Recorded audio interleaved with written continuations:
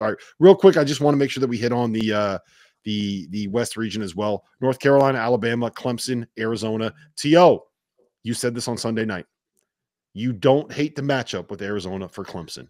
If you look at it man for man, I do think, I don't hate it either. I think that if you were going to talk to me about like a 1 or a 2 seed that Clemson would want to draw, I think Arizona is the one that you want to get. And I agree with that. That's kind of where I'm at. Jack Clark getting healthy, is he a huge piece of their offense? Not necessarily, but he's a good big-bodied piece that you can play on the perimeter.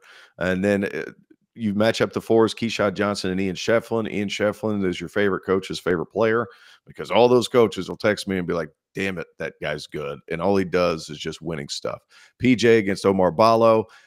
Can PJ stay out of foul trouble, for the love of God? For the love of God, PJ, stay out of foul trouble, because some of these fouls, they need you in the game, pal. Yeah, you can't have those 2 knucklehead fouls against Arizona, because once you get past PJ, Omar Ballo, like, that dude is a monster. So you're going to have to pull him away from the basket if you're going to have success. That's tough.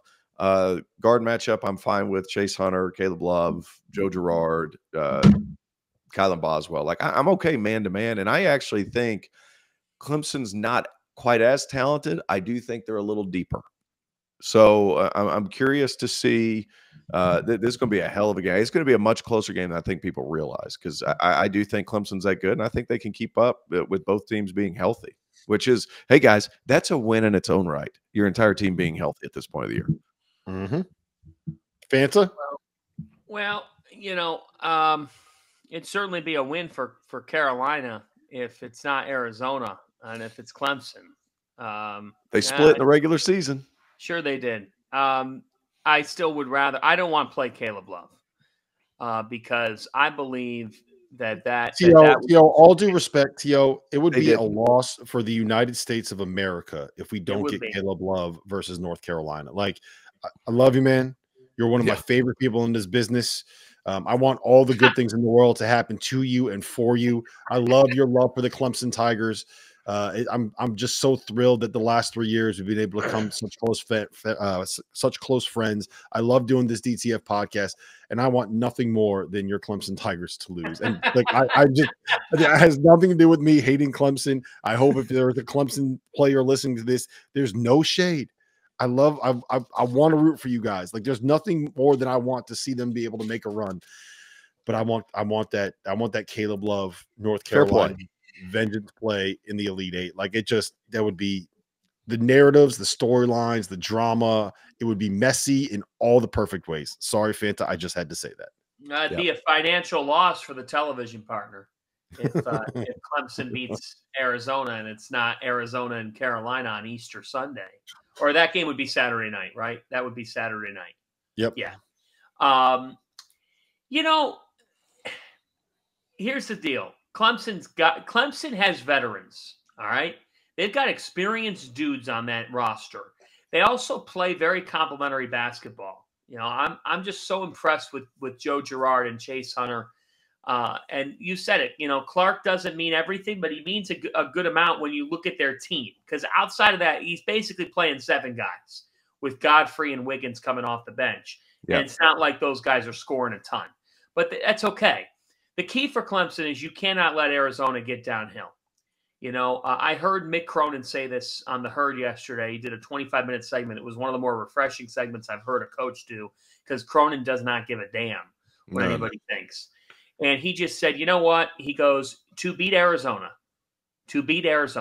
you have to, first off, make some shots. Oh, Clemson can do that. Second off, you got to stick them in the half court. He said, as a game wears on with Arizona, if you stick them enough in the half court, they can get a little bit in their heads and can go into a drought. Now, it's interesting because if you watched Arizona on Saturday, you saw Caleb Love only make 1 shot in the second half. Kylan Boswell was a non-factor. It was huge that Jaden Bradley stepped up. Yeah. Mm-hmm. That's not necessarily an every game thing, though. Like, at the end of the day, we said for Arizona to reach a Final Four, Kai Boswell's got to play to his potential. Kai Boswell, you had an off game. In this tournament, you can't have multiple off games. So this is the key for me.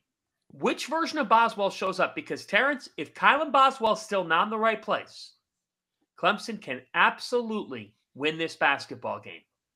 Yeah, and let me say this about you talked about the balance between Iowa State in their offense and their defense. Look at what Clemson did defensively against Baylor. Like, yes, so similar makeup. Yes. Yeah. So not only and you know, Clemson's defense hasn't been what it has been in the past. It's because their offense has been so much better, and sometimes they'll take them a little bit quicker in the shot clock than what has typically become accustomed to under a Brownell coach team. But they defensively, they can slow the pace, and offensively, it's hard to string together 6 to 8 to 10 point runs. Yes. Because you score a bucket, then you have to guard for 30. So it's hard. Go ahead. This is a great point by you, because I was just thinking this in my head. You know what we have a lot in this Sweet 16? Kill shot teams versus possession by possession teams. Bingo. Like Creighton, Iowa State, and Clemson are all in the second weekend because of the way that they take it possession by possession. Honestly, that's UConn too. Like people associate UConn with more of a team that makes these big runs, but when they make big runs, it's like, okay, they have the ball for 25 seconds and score, then you don't score, then they do the same thing again, then you don't score, then they hit another three, then you don't score. Like their 12-0 runs take like 2.5 minutes to go through. They are, I think they're like 340th in tempo this year. And that's why they're the best team in college basketball, because they can go on a kill shot but make it long. Because they are absolutely they're a death by submission team. They are serial killers. They are Dexter. That is what they are. Yep. North Carolina, Alabama will be the highest scoring game in this tournament. You want to add anything on that? Well, let me ask you this: if you're North Carolina and you're a team that's kind of known for being an up and down team, do you try to run with Alabama or do you try to slow this thing down, T.O.? North Carolina is just better. You just take whatever's given. If it's open to push, you push. If it's not, you slow it down and you run some offense. They're just better. I thought that was so funny. I thought Alabama Grand Canyon was going to be this 100 to 105 point game. Boy, what a disaster that one was. That was a rough watch. You know what? It was a rough watch, but it was incredibly entertaining in how horrible it was. Yeah, I don't know. No. You know what? I think you still got too much of the coach in you. We got to get you a little bit more of the you're in 2 years. If this was 2 years from now, you would have enjoyed it a little bit more for the insanity. Yeah, it was insane. It was insane. It was just so much. I like insanity where like there's at least some reasoning. Mm-hmm. Like there was none. No, it's going to be a fun game. Alabama defensively, it's going to be tough. Hubert Davis has done a great job this year. Great job. And they're different. They push when it's available, but they can play in the half court. Very, very good. I think North Carolina wins this one. And I wouldn't be shocked if it's, 10, 12 points. Hey, did you guys see the interview that Nate Oates did after beating Grand Canyon? He did. No, I think it was in the middle of the game when he does the interview. And then after the interview, he looks straight at the camera and is just like, I sent it to the Field of 68. Is that what it was? Is that who said that was? Yeah. That was so funny. It's just so uncomfortable. Nate, what are you doing, man? Yeah, so I think that one is going to be one of the most aesthetically pleasing games to see, but I think North Carolina can handle Alabama pretty easily. All right, there's one more thing I want to get to before we do. I just got to tell you that we are partnered with BetMGM this year. We're using BetMGM lines to make all of our picks and predictions, and we'll have special offers for the listeners and viewers of the Field of 68 throughout the next 2 weeks of the tournament. If you haven't signed up for BetMGM yet, use the code FIELD and you get a $1,500 first bet offer on your first wager. All you need to do is deposit and bet $10 of your own hard-earned money. This is what you got to do. Download the BetMGM app, sign up, and use the bonus code FIELD. Deposit $10, place your first wager on any game, and you get $1,500, up to $1,500 in bonus bets if that bet loses. Just make sure that you use that code FIELD when you sign